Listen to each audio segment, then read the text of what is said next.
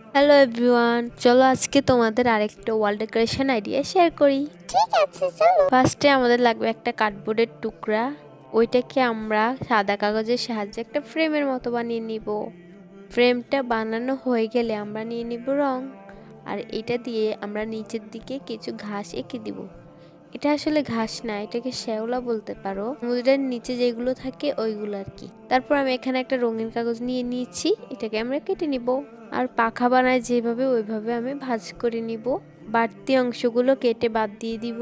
আরে এটা কি বানাচ্ছ? আগে দেখো তো, এইভাবে আমি চারটা বানিয়ে নিয়েছি। এবার এগুলো আমরা লাগিয়ে দিব। এখানে আমি ফেভিকল আঠাটা ইউজ করেছি। ত্রিকোণ শেপ করে লেজটাও লাগিয়ে দিব। লাগানো হয়ে গেলে আমি সাদা কাগজ দিয়ে চোখ বানিয়ে নিচ্ছি। আরে এগুলো তো মাছের মতো দেখা যাচ্ছে। হ্যাঁ, এগুলো সবগুলো হচ্ছে মাছ। চোখগুলো লাগিয়ে দেওয়ার পরে আমি এক্সট্রা করে ঝিনুক অ্যাড করে দিয়েছি। তোমাদের কাছে না থাকলে নাও দিতে পারো। লাস্টে কিছু ডিটেলস দেওয়ার পর হয়ে গেল আমাদের সুন্দর ওয়াল ডেকোর রেডি। আল্লাহ হাফেজ।